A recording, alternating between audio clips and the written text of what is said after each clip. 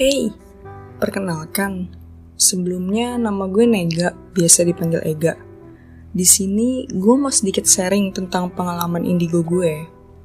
Kejadian ini baru aja gue alamin beberapa minggu yang lalu sih. Nah, jadi gini ceritanya.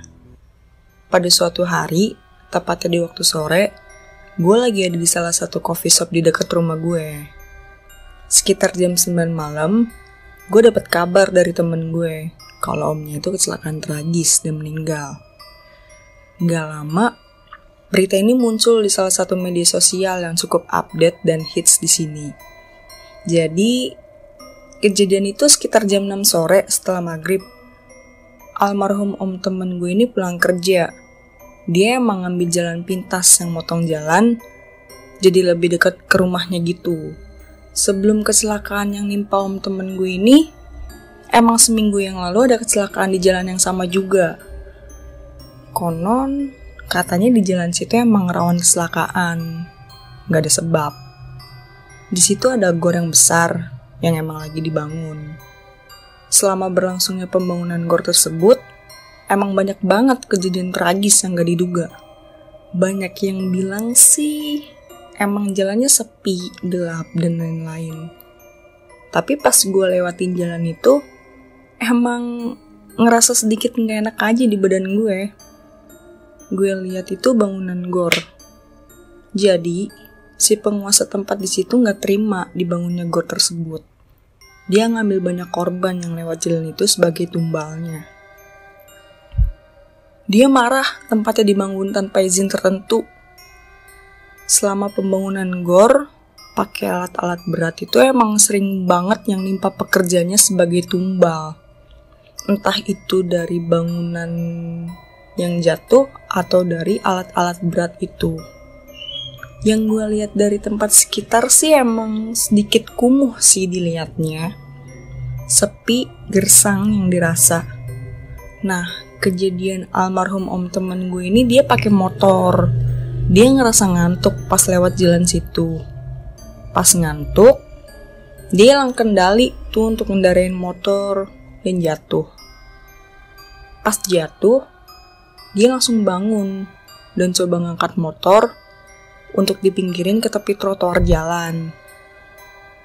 Ya, gak lama, beberapa menit diajarnya lah. Almarhum ini dari arah belakang dengan truk gandeng tertimpa dan terlindas secara tragis. Warga sekitar langsung memanggil ambulans dan polisi untuk segera dibawa ke RS terdekat. Jam 10 malam, gue datang ke tempat pemakaman almarhum om temen gue ini. Dan ternyata gila sih ini gue yang bikin deg-degan.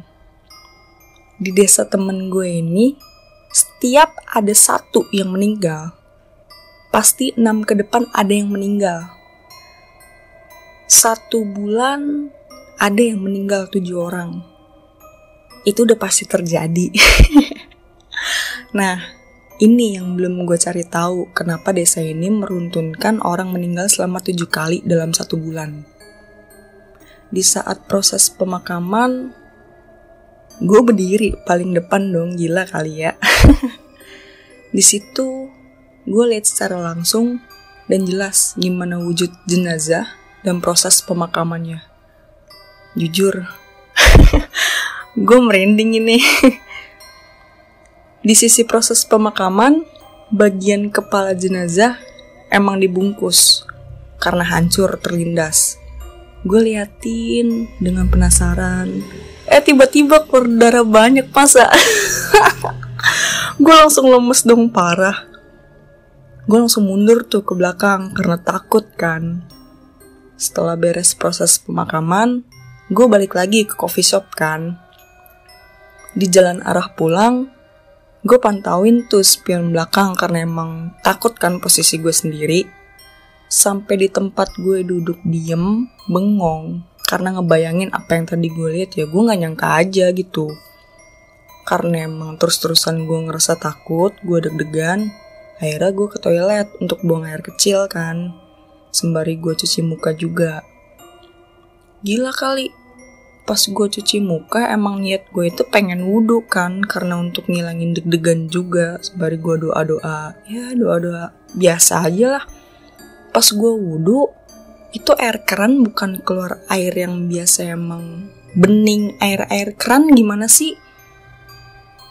Tuh keluarnya warnanya airnya merah dong, bukan kayak air biasanya. Gila kali ya. Udah tuh dari situ gue duduk lagi di kursi sambil mainan HP, buka-buka Instagram dan lihat-lihat Instastory teman-teman gue kan. Gak lama, ini sih yang gila.